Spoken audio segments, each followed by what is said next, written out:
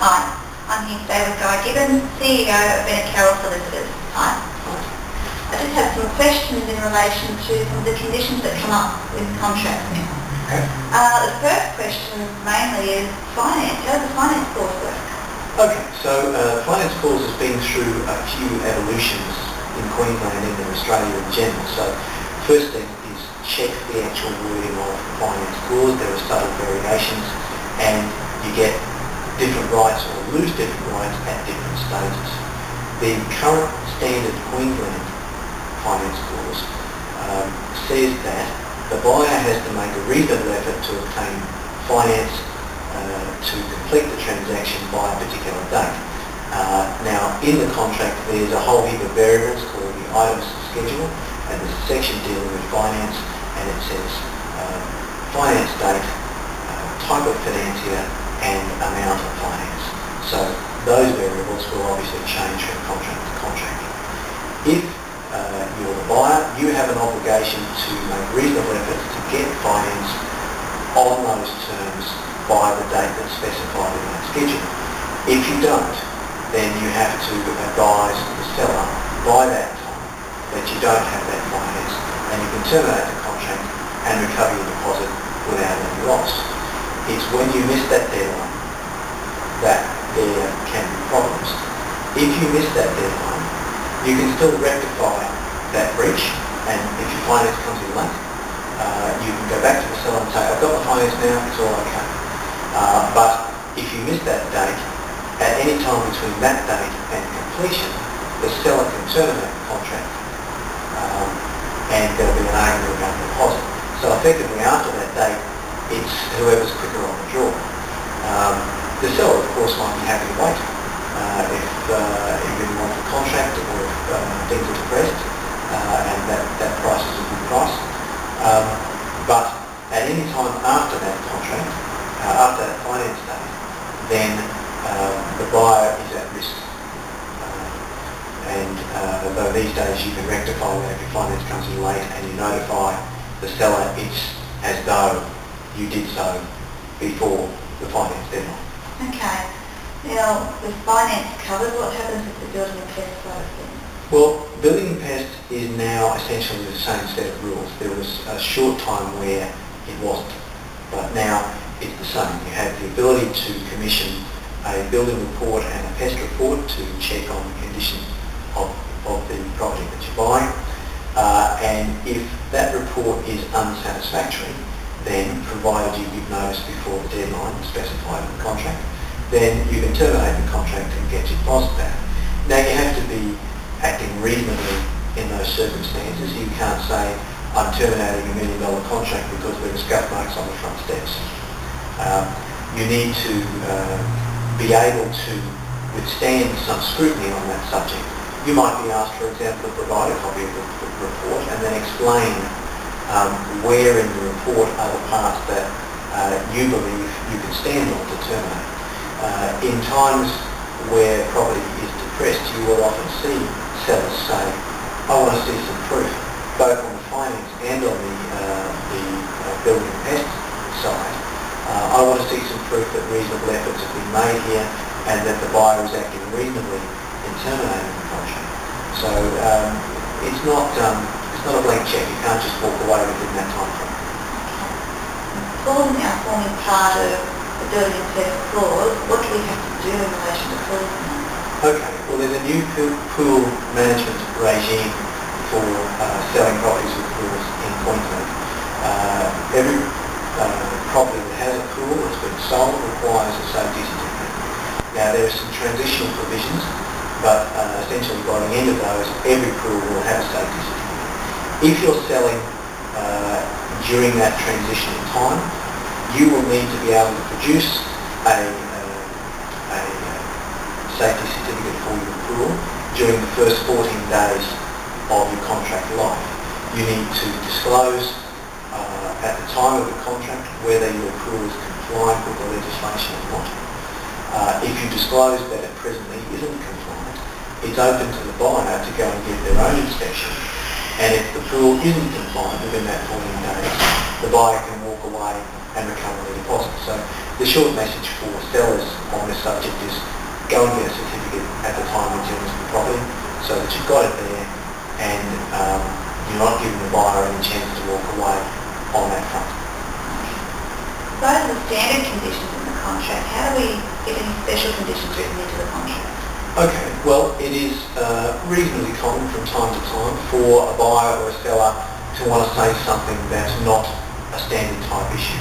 It might be, for example, where the buyer says, look, I love your washing machine and your coffee maker, would you throw them in? And they need to be written in. Or where the buyer says, look, I'm just not really comfortable with the standard building pest and finance, I want a due diligence clause. I want to be able to conduct a full inspection, a full examination of this property. All of those things that are not standard conditions get written onto the blank section on the back of the contract. Be careful with getting the agent to write that special condition. They're actually not supposed to do that now under Queensland law, but it's still very common.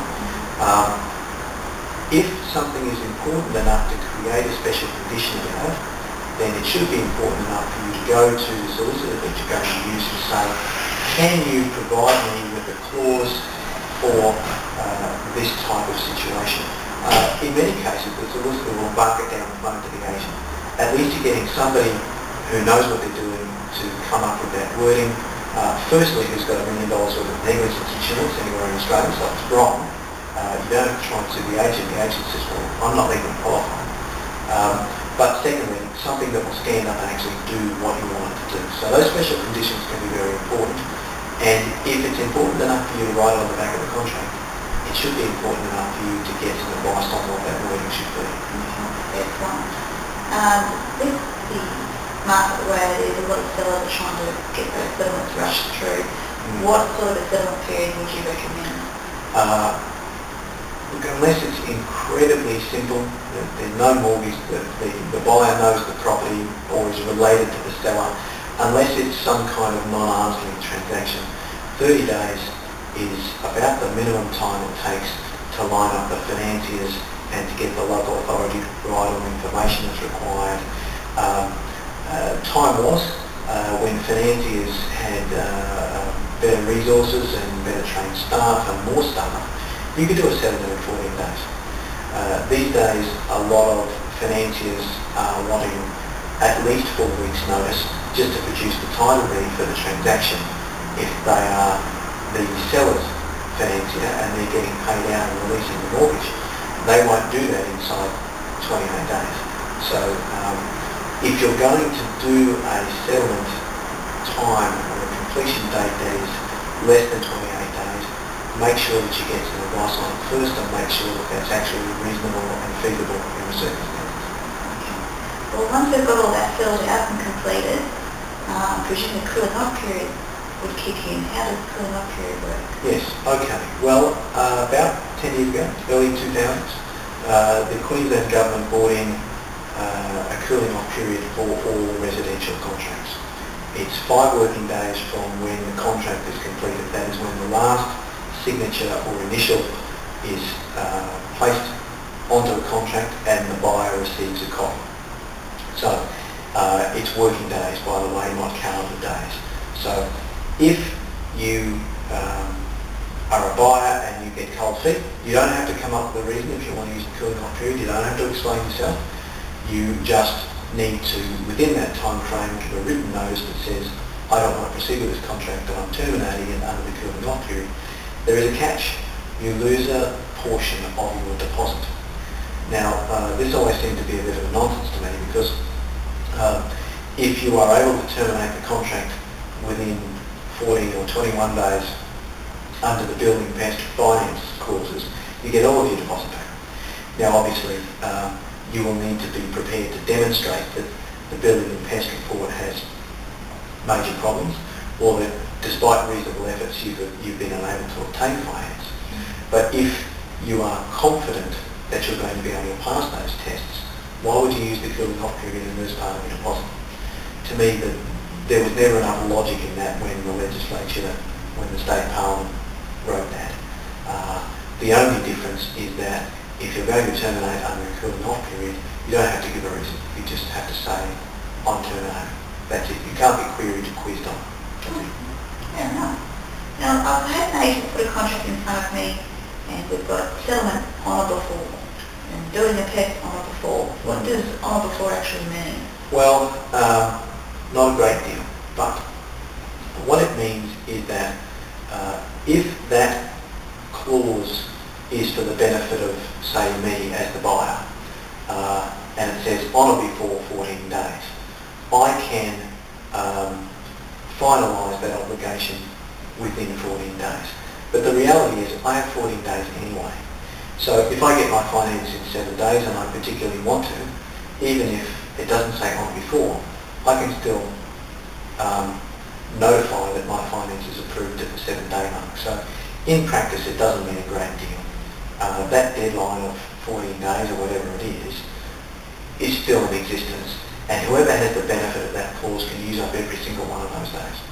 So not a great deal. Okay then. Well, if there's any more information or questions that we have, where can we contact you? Okay, well you can phone us on 1300 334 566. You can go to the website, which is bcglaw.com.